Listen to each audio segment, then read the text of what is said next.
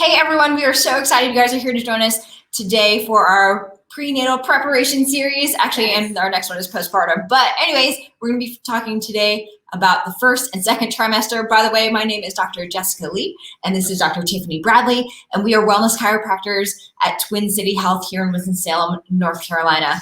And today on our webinar, I was going to say podcast, this is totally a webinar, y'all. So we are going to talk about some nutrition for you guys, supplementation, and then the most common pains that we see our moms walk in with. So things like sciatic pain, low back pain, or even round ligament pain. Yes. We love supporting you guys. The reason we do this is because we want to become part of your birth team. We want to empower you and inform you in any way possible. We understand there's a lot of information out there. And when you first become a first-time mom, or even if this is, your fourth time, we just want to come alongside you and help you along the way. We're here for you no matter what. Something awesome is, or an awesome story that just happened the other week is we had a mom come in. She was about 20 weeks pregnant and she was experiencing some low back pain, some periodic sciatic pain as well as she started pregnancy. And she got 2 adjustments. And after her second adjustment, she no longer had back pain. She was feeling great, sleeping better. Yeah. She also felt more mobility when she was going on her walks as well. So the power is there. Your body, you were created to do this as a woman, and we're excited for you. Yes, that's so amazing. I love the body and the way that it heals. So let's go here. All right, so the first thing we want to talk about is the nutritional side of things. I guess more importantly, just making sure that you're getting a whole food diet and trying to keep, eating clean. That's what I was thinking. The word is clean. Yeah. Eating more clean throughout your pregnancy, or even if you're trying to conceive. These are some tips that you might want to start to incorporate. So the first thing is eating protein and making sure that you are getting enough protein every single day. For most women, that's going to be somewhere around 80 grams, which is probably potentially more than you've ever eaten before. I don't know. But getting the adequate amount of protein can help actually stave off morning sickness. Yep. So that's really important to get in. Some great sources of protein are going to be eggs, also chicken, some protein smoothies. Those are my favorite because they're quick on the go. Other sources, grass-fed beef. So you want to make sure that it's grass-fed because a conventional cow will have toxins and they eat corn, and corn's inflammatory. So just important that you're eating quality proteins throughout your pregnancy as well. Cool. The second thing we're going to talk about is fats. So don't be afraid of fat. It's good. Healthy fat is good for you. There was that low-fat diet back in the day. Even some people might say eat a low-fat diet, but when you are pregnant, you definitely want to eat more healthy fats. And that is because it helps with the baby's brain and organ development throughout this time. So definitely make sure you're getting in more healthy fats into your diet. Some great options for healthy fats are starting to switch over cooking with grass-fed butter, coconut oil that can withstand a higher heat than extra virgin olive oil. Extra virgin olive oil is still good. That would be great on salads or low heat temperatures if you're cooking. Even ghee's a clarified butter as well. You can find that in most stores. Avocados are a great one. You can add those to salads or any meal really. So just having healthy fat options is great. Cool. And then we're also going to talk about getting in your fruits and veggies. Y'all know that you should be eating more fruits and vegetables. Yeah. During this time, fruits and veggies are going to be super important because they have more vitamins in there, minerals, fiber even. And fiber is going to be a great thing for you ladies because it's going to help with constipation. Speaking of which, drinking lots of water. If you drink a gallon a day, you should be good. Drinking ample amount of water will help prevent constipation during pregnancy. And a good tip that I like is just having, and this is for anybody really, is having a cup of water on your bedside. So first thing in the morning, you've been sleeping all night, so you might be a little dehydrated, is drinking a cup of water. So you're starting up your metabolism and also not being dehydrated throughout the day. That's a great tip. That's definitely something I need to do. And then the last thing I wanted to mention is just carbohydrates, because there's a lot of people out there that might be doing a low carb diet. And now is not the time to also do a low fat or a low carb diet. You want to get in healthy carbohydrates, complex carbohydrates. So things like sweet potatoes, sprouted grains. Ezekiel bread's a good brand, I guess, that I like to use, or sprouted hemp seed bread is also really good for you. But carbohydrates are actually going to be good for development, and they're a good source of fiber as well, so it can help you flush out some bad toxins. Absolutely. Things to avoid. So there's actually a study that was done that showed there was over 200 chemicals in the umbilical cord, which is a lot of chemicals. So some of that can be through environmental toxins or even foods. So that's why processed foods is the first thing up there, because I want you to try to avoid that as much as possible. So like the things you can't pronounce on the label. The thing that you can't pronounce on the label, right? Have you guys ever heard of like the grocery shopping? You just stay to the outside. Most of that's going to be the fruits and vegetables. Maybe skip the frozen section because that's like the third side of the wall. But anyways, so more whole foods into your diet and try to skip as many processed foods as possible. They're a little nutrient value to you as well. So trying to get in those whole foods would be great. And then, go ahead. Unhealthy fats. So fats to eliminate and to avoid would be canola oil, vegetable oil, peanut oil. Those are all oils that will become rancid over just when you start cooking with them. So you want to avoid them overall. They're cheap oils. They're found in the middle of the store. Like you said, they're found in the items where just snack foods that have a lot of chemicals in them as well. So avoid those. And then also caffeine. You want to start limiting caffeine. So if you're a coffee drinker and you drink like 3 cups a day, maybe try to just have 1 cup a day, or switching over to maybe a English black tea in the morning. And if you drink soda, we know to start eliminating that as best possible. Remember, it's baby steps, pun intended. So the next topic we're going to talk about with y'all is morning sickness. So morning sickness, it happens throughout the first trimester. Some pregnancies, if you've been pregnant a few times, you notice that some pregnancies are different, but it'll usually go to about week 12 to 14, and then it'll usually calm down. You also notice that your smells are heightened in the beginning as well. Pregnant women tend to be they can smell anything in the room. So true. And ways to avoid or prevent morning sickness would be eating ample amount of protein, like we mentioned earlier. I have on there eggs, bone broth. Bone broth's a good one. It helps your stomach. It'll calm down your stomach because it's a healthy fat and has amino acids that you need for your body and also for baby's building body, building bones and ligaments and muscles. Thank you. Protein can also, if you're feeling a little moody, like during the day and you're not sure why, go make a protein smoothie. It helps curb your mood as well. Magnesium is great throughout pregnancy. You can start off putting it on topically. You can put it on your arm or on your stomach, and your body will absorb it that way. Or you can take it orally as well. That's a good way to get magnesium in. A lot of women will start doing that when they're trying to get pregnant to build up their stores of magnesium. Morning sickness can also be caused by a deficiency in magnesium. So that's why I want to take that. Good sources are green leafy vegetables as well, if you want to eat those as well. And then morning sickness can also be caused by a deficiency in B vitamins. Specifically, B6 is what you want to take to prevent morning sickness. You can find that in a B complex. B6 helps you process proteins. So it can help prevent the nausea and break down the food in your stomach.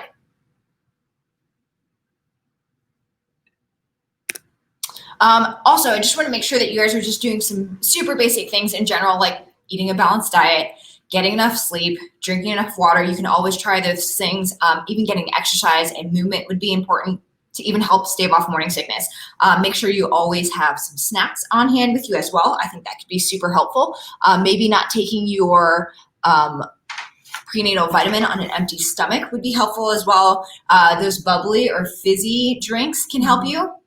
We would recommend things like Zevia because it has stevia, so which is a natural sweetener, I guess, sugar alternative, I should say. Avoiding strong odors like Dr. T recommended, and avoiding spicy or even greasy foods as well.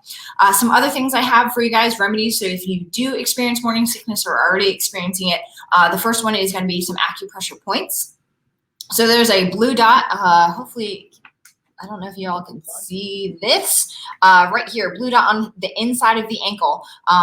That is where you will Place firm pressure. So the bony protuberance on the inside of your leg, down on your ankle, that is your ankle bone. You'll want to press right below that, and you'll hold that spot for about 1 minute to 2 minutes, and you can do this every couple hours. Again, adding a firm pressure to that spot would help with morning sickness.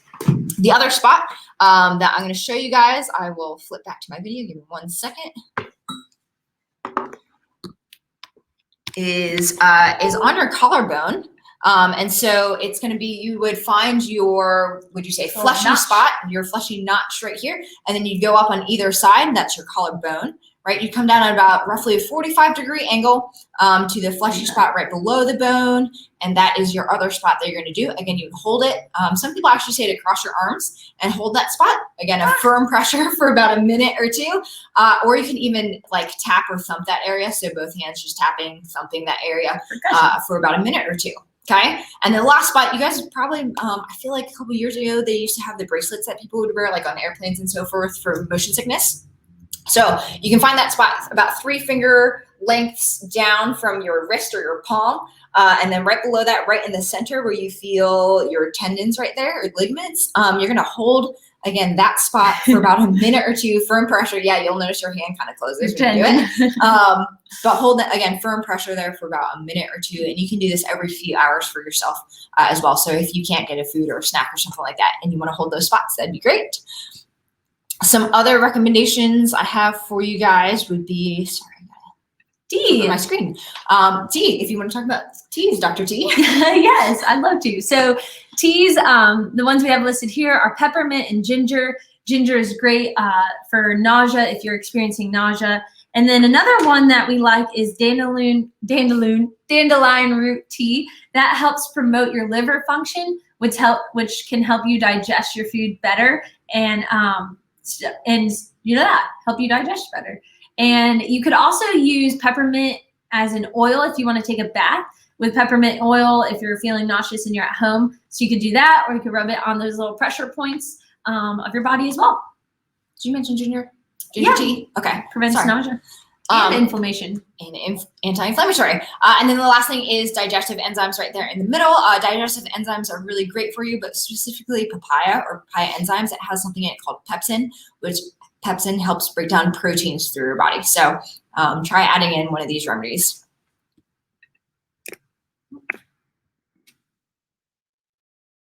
The next thing we're going to talk about is supplements. The one shown here is the Prenatal Daily by our brand, which you can find at twincityhealth.com. And then you just go over to the supplements tab and you can search that prenatal there. It consists of 3, they give you your own packets, which is pretty neat. And you take a packet in the morning and packet at night. And what those packets consist of is 3 different things. The first one is an osteo support. The second one is a complete omega. Omegas help with brain health and development. And then the third one, which one is it? Prenatal. Is the overall prenatal included in there as well. And do you want to flip really quick? This is what they have in them. So the osteo support has vitamin D, calcium, and vitamin K. The vitamin D and calcium get absorbed together. And they also help bone development and also your bone health as well. And vitamin K will help, is for your blood. And vitamin D, this is really cool. There was a study done where they had some pregnant women take 400 IUs of vitamin D, which is typically in a prenatal. Ours has 1,000, but it's typically 400. And then they had the other group take 4,000 IUs a day. And they noticed that the group that took the 4,000 IUs had half the amount of to develop preeclampsia and also gestational diabetes. Wow. So they were less likely to develop that. So vitamin D is really good. It's something that I would suggest to take in addition to your prenatals. So if you don't know what your vitamin D levels are through blood work, then you want to take about 5,000 IUs a day. That would be, we also sell vitamin D here in our office. That would be about 1 capsule a day. The next thing is omega. So I would recommend taking a omega, mostly because it has omega-3s in it. You want to look for the words D, or I guess letters, DHA and EPA in it, because those are going to really help the baby's brain development, organ development through this time as well. And then the last thing is the prenatal multi.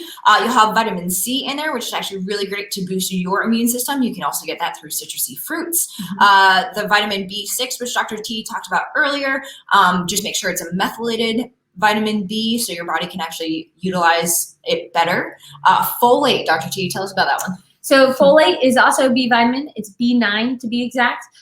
You've seen out there folic acid or folate. Folic acid is not the one you want. You want folate. It is a methylated version. To break it down, basically your body does a process called methylation, and it creates one of the best antioxidants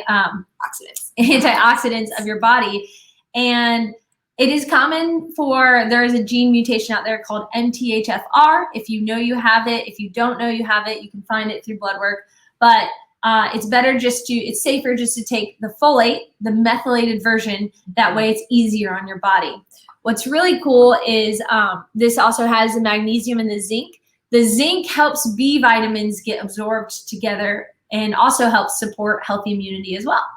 And then I love that it has the magnesium because, like I said earlier, a lot of women are deficient in magnesium, and it can also help with muscle aches and pains as well.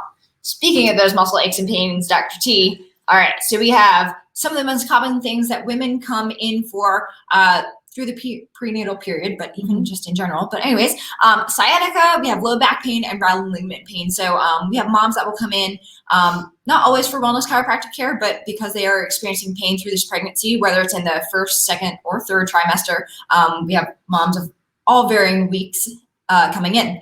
And so sciatic pain can actually vary for each mom or each person, I should say. It's anywhere from one-sided to one leg or both legs, dull and deep pain to sharp and shooting pain.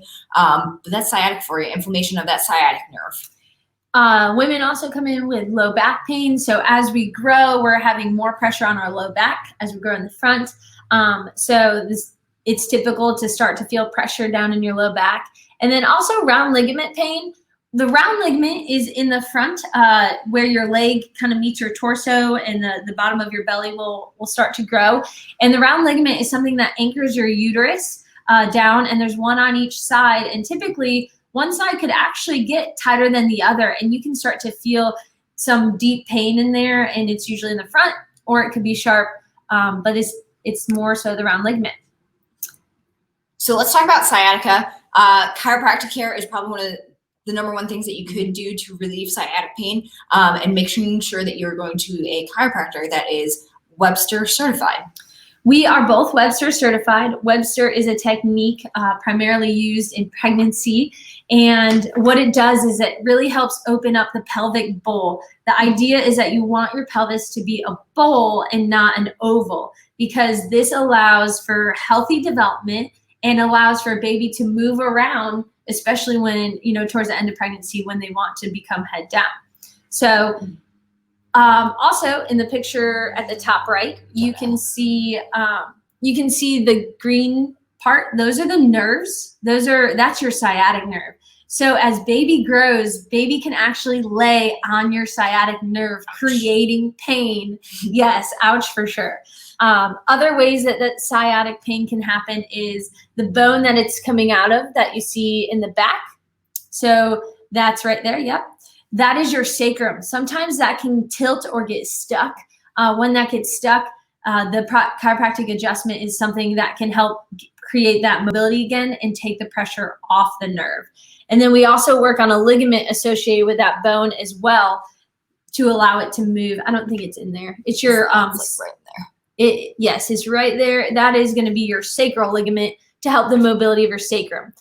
Other things you can do during your chiropractic care is continue to walk, creating that mobility. What happens is how that usually gets stuck, because I usually get the question, how does that happen, is usually sitting for long periods of time. So if you're working from home now, or you sit at work, or you have a different chair, definitely the sitting can restrict those SI joints, restrict that sacrum, putting pressure on that sciatic nerve.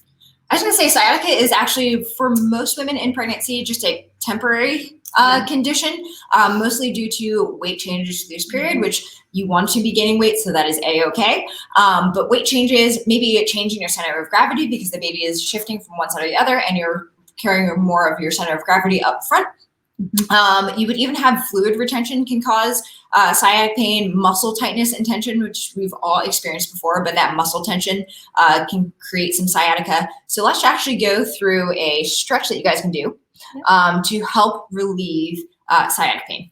So I love this stretch. It's called baby in a basket. It's also known, like if you've ever done yoga, as the pigeon pose, usually when you're laying on the ground. But I want you to go in the seat.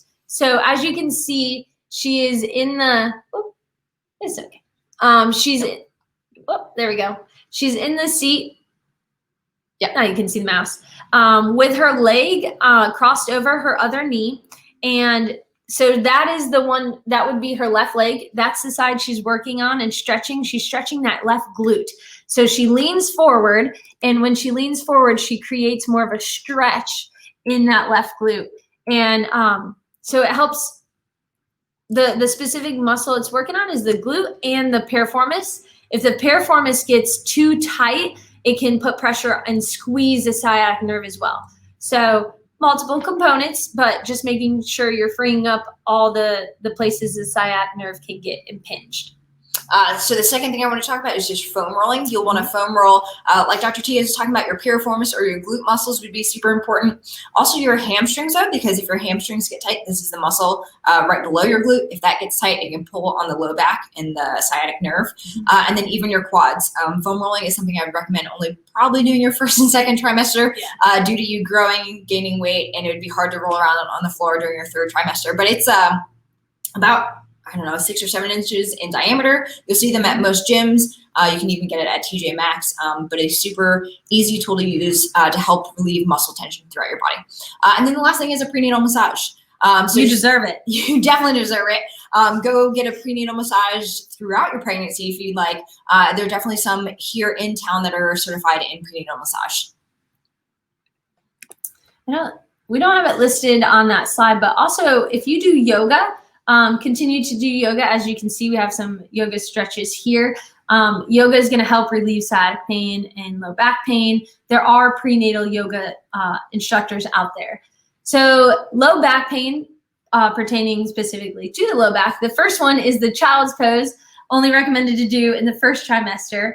As you can see, she's stretching her arms all the way out on the yoga mat, and she's really targeting her low back. It's okay. So that's definitely first trimester. And then the second one on there on the bottom is cat-cow. As you can see right here on the left side, her spine is neutral. We don't want your spine to sag to the ground. We want it to stay neutral.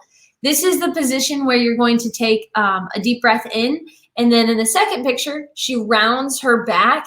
And this is where you can blow out your breath. And you can do this stretch slow and controlled, so that you can really feel the stretch in your low back.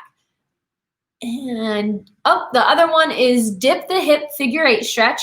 What you do here is you put your feet, you're standing, put your feet hip width apart, and you just slowly with your hips make a figure 8, and you're really just trying to stretch out those hips. I even do this in the gym sometimes myself, just to stretch out the front and the back of my hips.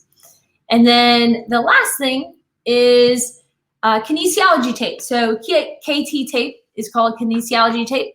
You can find that at any drugstore, or CVS, Walgreens, whatever's around, and it comes in a roll. And what you can do is you can tape your low back if you're having some low back pain. And then later in your pregnancy, as your belly develops and grows, and there's more pressure because of your belly growing, you can tape your belly, and it takes pressure off your back as well. If you have questions on that, we can always send you some videos that we like on how to do that. But those are some great resources. Some other things that you can do either for sciatica or low back pain. Again, magnesium is always going to be a great tool. So oral magnesium, take a bath, topically, any of those ways are going to be a great muscle relaxer. So if the low back pain or the sciatica is caused by muscular tension, those are also some ways to relieve it. Using a cold compress and a warm compress. So using like an ice pack, making sure that you have like a towel over or something, but using that for about 20 minutes, giving yourself a little bit of a break, and then using a warm compress, nothing hot at all, but a warm compress for about 10 minutes over the area to actually relax and soothe the muscles. The ice will actually help decrease inflammation. Magnesium also can help decrease inflammation in your body as well. And the other thing would be, again, anti-inflammatory diet. So making sure that you're getting those whole foods, less processed foods, less sugary foods to decrease the inflammation in your body and help your body naturally heal from the inside out and relieve any sort of pain. The next pain is round ligament pain. This is in the front. So right where her hands are actually is where your round ligament is.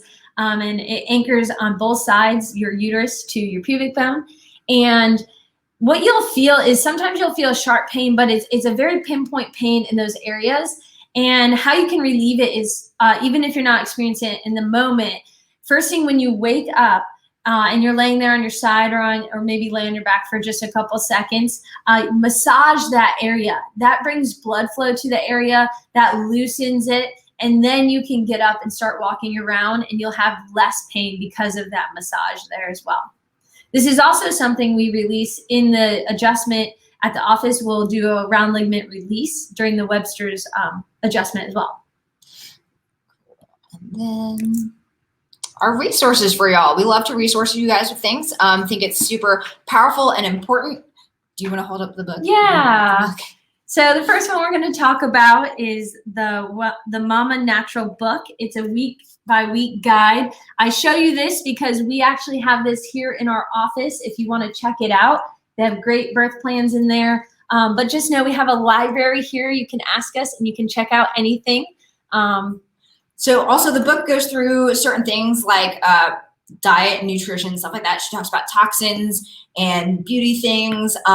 She talks a little bit about epidurals, creating your birth team, pain relief, how or why you should maybe do placenta pills, which we'll actually also talk about a little bit in our next video. And then she'll talk about breastfeeding as well. So we find that to be a really good resource for you guys, that Mama Natural book and her website as well. The next one you see there is an Instagram that we like. Her handle is @expected and empowered. She just has a lot of resources. She's real on there. Her posts just talk about everything throughout pregnancy, postpartum. So we like that. The picture says the value of your body does not decrease ever after having kids. And then the next one is us. If you don't follow us on Instagram, our Instagram handle is @TwinCityHealth. And below that, you'll see ICPA for kids. That is what our Webster's certification is through. They have lots of resources, lots of research if you want to see the research out there. And they're a good resource. If you don't live here, you can go to the ICPAforkids.com and you can type in your location and see and find any chiropractor that's Webster certified near you. Yeah, I really actually love their website because they talk not only about like prenatal care, but also why and how kids get adjusted and stuff like that too. So if you're interested in that, you should definitely go check it out. It's really cool. And then the last thing we wanted to just mention to y'all is next Thursday, we are having our continuation of this webinar called Postpartum Plan, where we'll talk really 3rd and 4th trimester and just some tips and tricks that you guys can do to help yourself through this period. And that will be October 22nd. That's a Thursday. And we'll be sending out the link. So stay tuned. Thanks for joining us, and we will see y'all next week. Bye.